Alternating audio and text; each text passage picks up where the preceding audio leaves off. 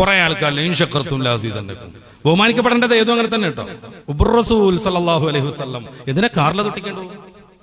കാറിലൊട്ടിക്കുകയാണോ? അതിലേക്ക് വിസർജനം, കാക്ക വിസർജനം പോലെയുള്ള നേഴ്സ് വരാതിരിക്കാൻ എന്ത് മാർഗമുള്ളത് അത് സ്വീകരിക്കേണ്ടി വരും. ചിലപ്പോൾ കാറിന്റെ ബാക്കിലേക്ക് ഇങ്ങനെ വല്ല ഒരു കുട പോലത്തെ സാധനം ഉണ്ടാക്കി വെക്കേണ്ടി വരും. അത് പോറല്ലേ എന്നാണോ?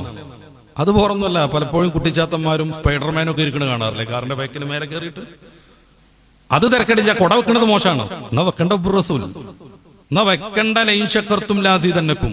ഞാൻ ആലോചിച്ചെന്താന്ന് വെച്ച് കഴിഞ്ഞാൽ അള്ളാന്റെ റസൂൽ ഒരു ചെയ്താൽ മാത്രമേ പാടുള്ളൂ, ബാക്കിയുള്ളതൊക്കെ ബിദ്അത്താണ്, മതവിരുദ്ധാണ് എന്ന് പറഞ്ഞുകൊണ്ടിരിക്കുന്ന ഒരു സംഘത്തിലെ ആളുകളാണ് അത്ര ഇത് പ്രത്യേകം പ്രോത്സാഹിപ്പിക്കുന്നത്. അള്ളാന്റെ റസൂൽ കുതിരവണ്ടിയുടെ, കാളവണ്ടിയുടെ, ഒട്ടക വണ്ടിന്റെ ഒക്കെ ബാക്കിൽ എഴുതി വെച്ചിരുന്നല്ലോ ലൈൻ ശക്കർത്തും ലാസീദന്നക്കും. റസൂലുള്ളാഹി സ്വല്ലല്ലാഹു അലൈഹി വസല്ലം തങ്ങളുടെ ഒട്ടക കട്ടിലിന്റെ ബാക്കിലൊക്കെ അതായിരുന്നു ഉണ്ടായിരുന്നത്, വലിയ ലെറ്ററായിട്ട് ലൈൻ ശക്കർത്തും ലാസീദന്നക്കും.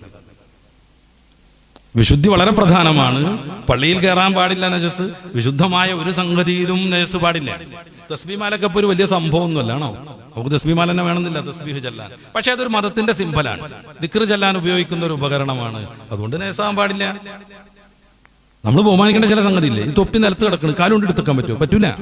കാരണം തൊപ്പി എന്ന് പറഞ്ഞാൽ ഇസ്ലാമിന്റെ സിംബലാ. എത്രയോ ദൂരെ വഴിതെറ്റി നിൽക്കേണ്ട ഒരു ഏഴ് ചർമ്മം പോയി തൊപ്പിയിട്ടാൽ ആശാൻ ദുരവസ്ഥയിൽ ഇസ്ലാം ആയ എന്നുള്ളതിന്റെ പര്യായം പറയുന്നത് തൊപ്പിയിട്ടാൽ എന്നാണ്. ആർക്ക് ദേഷ്യം വന്നിട്ടും കാര്യമില്ല.